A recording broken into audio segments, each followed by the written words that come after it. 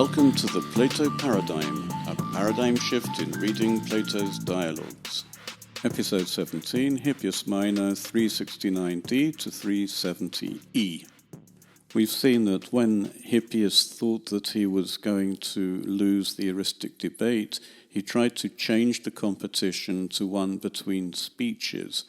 But Socrates stopped that by telling Hippias that he wasn't interested in trying to compete with Hippias about that, because it's obvious that Hippias is the expert. What Socrates wants to do is to derive some benefit from learning from the expert. He uses some of the vocabulary that a sophist would be used to. He says that he wants to ask for information, but then he also says that anything that's said, he will then examine and compare and contrast, which is dialectic, and the sophist is not interested in doing that. But Socrates has monopolized the conversation for now. So on the one hand, he's saying he wants to learn from the expertise of Hippias, but on the other hand, he's going to examine what the expert says. Socrates now gives an example. Epe kai nun enenoe kasu legontos, hoti entois episin hoisu arti eleges, endek numenos ton Achillea eston Odyssea legen hos ala zona unta, atopon moi doceenai, su aletheleges, hoti homena Odysseus udamu phainatai pseusamenos, ho polytropos, hode Achilleus polytropos tis phainatai kai kataton son logon pseudetai gun. For now I have noticed, while you were speaking, that in the words which you were saying just now, demonstrating that Achilles says to Odysseus that he's a charlatan, it seems to me surprising, if you are saying true things, that Odysseus nowhere seems to have lied, although he's the polytropos. But Achilles seems to be some sort of polytropos, according to your argument, because at any rate he lies. So at this point Socrates is questioning the link between polytropos and the liar. Proepon gar tautata epe haper kaisu epes arti, echthros gar moi kenos homos aidao pulesin, hos heteron men kilthe enifresin allo de epe, Oligon hysteron lege hos ut an anapestheie hupotu Odysseus te kaitu Agamemnonos ut menoi to parapan ente Troia. I'll stop there a moment, but Socrates is about to quote even more from Homer. For having said beforehand those words which you have already said, and now he quotes Homer, and this is Achilles talking to Odysseus. For hostile to me, like the gates of Hades, is that man who has something in his mind, in his breast, but says something else. And then Socrates carries on, and a little while later he says that he hasn't been convinced by Odysseus and Agamemnon, and he's not going to stay at all in Troy. And then he carries on with another quote from Homer. Socrates ruins the first line by adding in the middle of it the verb he says, phesi. Aurion hiera dii rexas, phesi, kai pasi theoisin, nei sasiu nei as epen halade proe russo, opseai aike thelesta kai aiken toi tamemele, rimalelle sponton epithuo enta pleusas, nei asemas, endandras resse menaime maotas, decen euploiendo clutosennos igaios, maticen tritato fliene ribolon hicoimen. He says, that is Achilles says, I'll make sacrifices to Zeus tomorrow morning and to all the gods, and bring my ships down to the sea, and you'll see, if you want and if it bothers you at all, at dawn you'll see my ships sailing along the fishy Hellespont. That's part of the strait separating Asia from Europe, and it's quite close to Troy, which was in the northwest corner of today Turkey. If I urged my men to row, and if the famous earth shaker, that's Poseidon, gives a good voyage, I would reach Phthia, the fertile, that's his hometown in Thessaly, on the third day. In other words, in 2 days' time, because we have inclusive reckoning. Today is 1, tomorrow is 2, the day after is 3. The main point here is that Achilles told Odysseus that he was going to go home, he was going to set out tomorrow, but we all know that he didn't.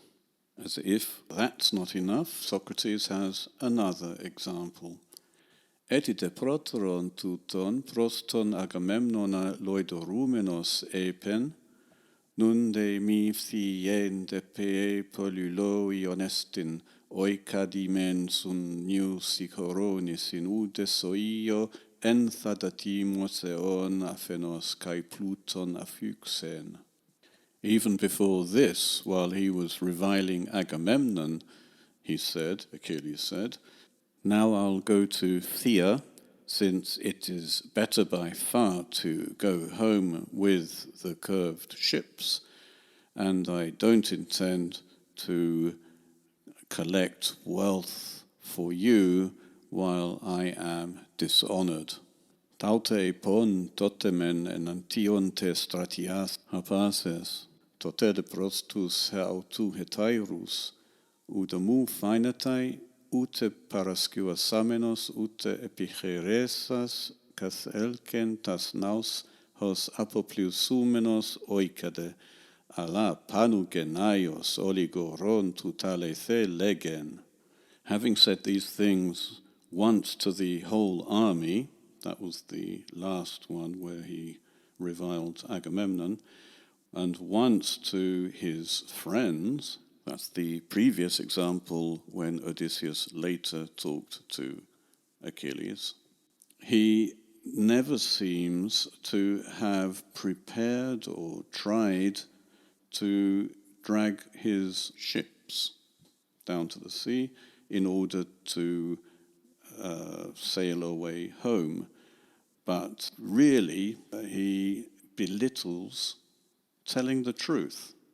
So Socrates has given 2 examples, basically about the same subject, to show that Achilles lied. He said he was going to go home, but he does nothing towards going home. So clearly he's lying.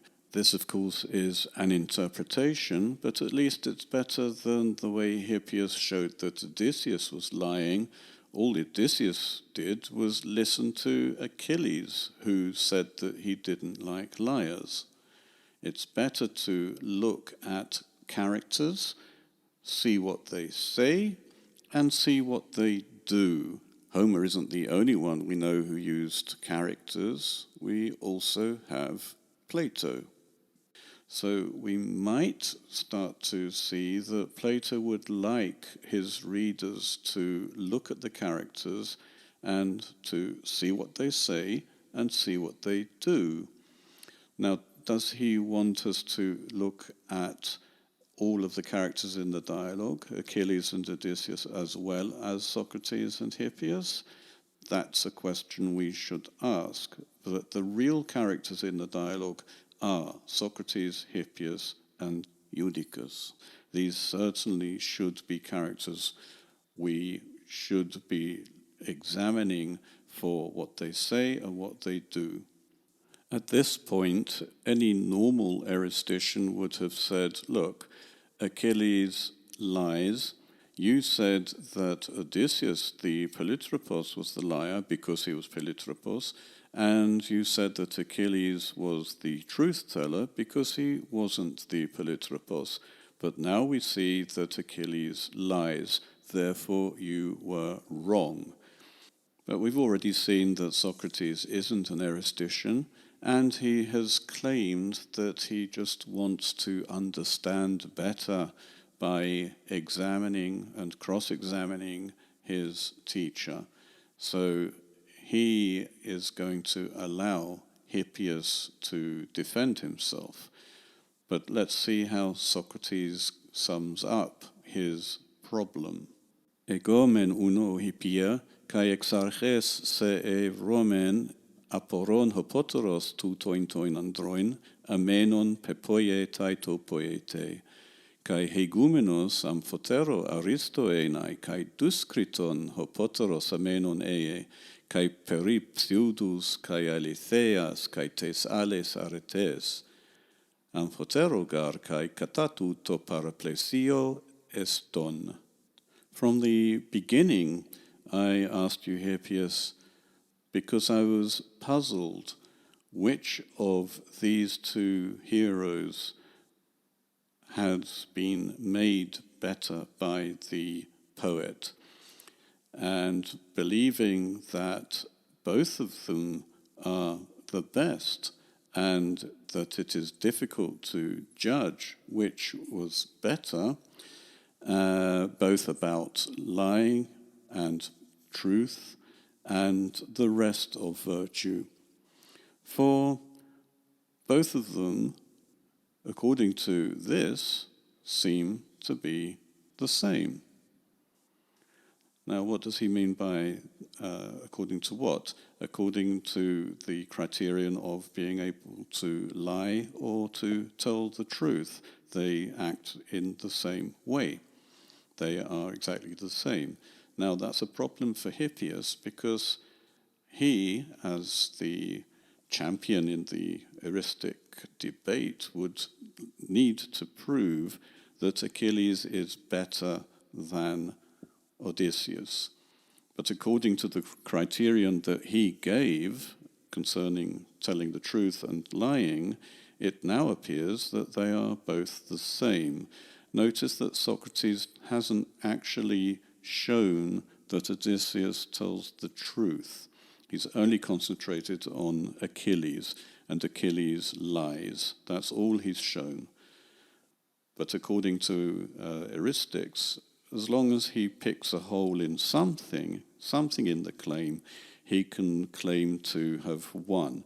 Obviously, Socrates himself isn't going to do that because he's not an eristician, but Hippias may assume that Socrates is leading to this refutation. So we'll see next time how Hippias saves himself this time.